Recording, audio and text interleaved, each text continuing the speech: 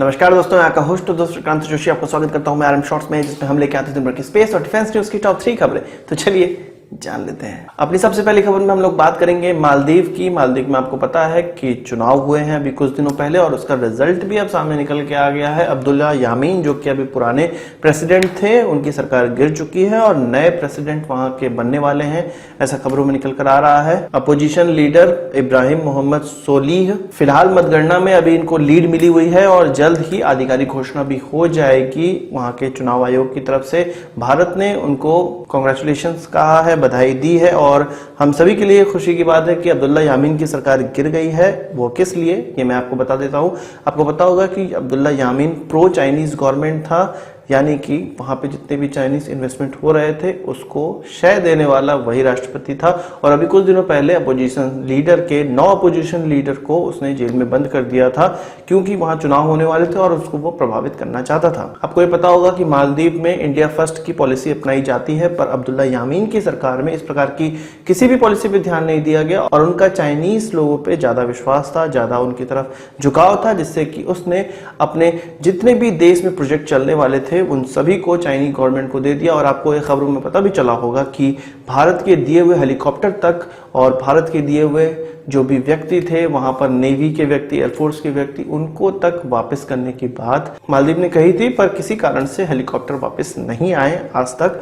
और अब तो वहां की गवर्नमेंट भी चेंज हो गई है, तो यह अब माना जा रहा है कि जो गवर्नमेंट चेंज हुई है इसका पूरा का पूरा श्रेय भारत और यूएस को दिया जा सकता है, क्योंकि इस चुनाव में भारत और यूएस की नजर काफी टिकी हुई थी। और ये जो अभी कैंडिडेट जीते हैं अपोजिशन लीडर इब्राहिम, वह रिश्तेदार हैं प्रेसिडेंट नासीद के, जो कि पुराने प्रेसिडेंट थे। उन्होंने ही भारत को इंटरवीन करने के लिए कहा था उस समय जिस समय इमरजेंसी लगा दी गई थी प्रेसिडेंट यामीन की तरफ से, पर भारत ने इंटरवीन तो नहीं किया था। हो सकता है भारतीय सरकार को पहले से ही पता था कि हम यहाँ के चुनाव को प्रभावित कर सकते हैं, या ऐसे सिनारियो बन रहे हैं कि गवर्नमेंट ऑलरेडी गिर जाएगी, इसलिए इंटरवीन नहीं किया गया। और इसको भारत की एक बहुत बड़ी जीत माना जा सकता है चाइना के ऊपर, क्योंकि अब इब्राहिम जो कि अब नेक्स्ट प्रेसिडेंट बनने वाले हैं, वो नासीद के रिश्तेदार हैं, उनकी कजिन के पति हैं। तो यह माना जा सकता है कि प्रो इंडियन गवर्नमेंट अब वहां पे बनने जा रही है।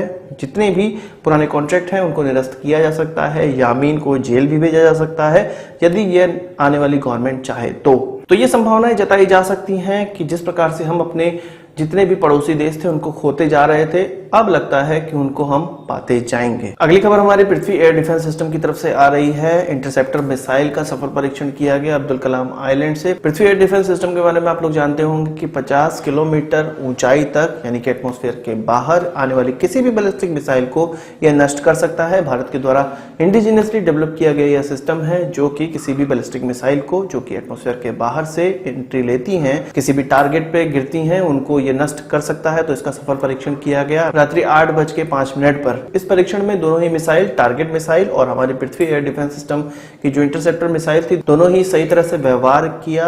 जो भी टारगेट मिसाइल थी उसको रडार के द्वारा ट्रैक किया गया और फिर उसको कंप्यूटर के माध्यम से इस इंटरसेप्टर मिसाइल को दिया गया। उसके बाद इस इंटरसेप्टर मिसाइल पे पूरी जानकारी दे के इसको कंप्यूटर की मदद से ऑटोमेटिकली लॉन्च किया गया और यह जाके एटमॉस्फेयर के बाहर इस टारगेट मिसाइल से जा टकराया। इस मिसाइल को लॉन्च करने के बाद जैसे ये एटमॉस्फेयर के बाहर चला जाता है, इसका हीट शील्ड हट जाता है और जो इसका IR सीकर होता है वो एक्सपोज हो जाता है टारगेट की तरफ और ये फिर अपने टारगेट की तरफ बढ़ जाता है और उसको जाके नष्ट कर देता है। इससे पहले इस इंटरसेप्टर मिसाइल का सफल परीक्षण 11 फरवरी 2017 में किया गया था। आप सभी को पता होगा कि भारत और रशिया के बीच में एक समिट होने वाला है, जिसमें कि व्लादिमीर पुतिन हमारे प्रधानमंत्री नरेंद्र मोदी से मिलेंगे और कई अहम समझौतों पर हस्ताक्षर होंगे। इसमें से एक महत्वपूर्ण समझौता यह भी होने वाला है कि जो भारत का मैन मिशन होने वाला है गगनयान, उसके लिए जो कंट्रीब्यूशन रशिया की तरफ से हम लोगों को चाहिए, उसके लिए एक पैक्ट साइन हो सकता है। जिस प्रकार से हमने फ्रांस से इसके लिए कुछ कॉन्ट्रैक्ट पे साइन करवाया है कि जितनी भी जानकारी उनको मैन मिशन की है वो हमें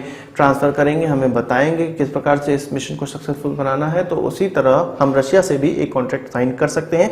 इसके अलावा ग्लोनास का ग्राउंड स्टेशन भारत में बनाने के लिए और नाविक का ग्राउंड स्टेशन रशिया में बनाने के लिए भी बातचीत हो सकती है। इसके लिए भी कॉन्ट्रैक्ट पे साइन हो सकते हैं इस भारत और रशिया समिट समिट में। इसके अलावा इसरो के चीफ ने कहा है कि जल्द ही भारत को यानी कि 2019 तक 100 Gbps की स्पीड मिल जाएगी। हम लोगों को भारत में इंटरनेट की स्पीड 100 Gbps तक मिल सकती है, क्योंकि 4 सैटेलाइट जो कि कम्युनिकेशन के लिए जिम्मेदार है उनको लॉन्च कर दिया जाएगा। GSAT-19, GSAT-29, GSAT-11 और GSAT-20। GSAT-19 को 2017 में लॉन्च किया गया था, GSAT-29 को आने वाले नवंबर में लॉन्च किया जाएगा और GSAT-11 और 20 को दिसंबर 2018 में लॉन्च कर दिया जाएगा। कुल कंबाइंड मिला के ये सारी सैटेलाइट हमको, हमारे देश को 100 Gbps की स्पीड देने के लिए काफी होंगी। तो आज की इस वीडियो के लिए बस इतना ही। आशा करता हूं आपको वीडियो पसंद आया। अगर आप इसको एक बड़ा थम्स अप जरूर देंगे। इस वीडियो से संबंधित कोई सवाल सुझाव तो कमेंट बॉक्स में जरूर लाइएगा, और यदि आपने हमारे चैनल तो सब्सक्राइब नहीं किया उसे भी कर लीजिए, क्योंकि हम इस प्रकार की वीडियो लाते रहते हैं। यदि आपको स्पेस और डिफेंस सेक्टर के आर्टिकल पढ़ने का शौक है तो आप हमारी वेबसाइट captainantariksha.com पे भी विजिट कर सकते हैं।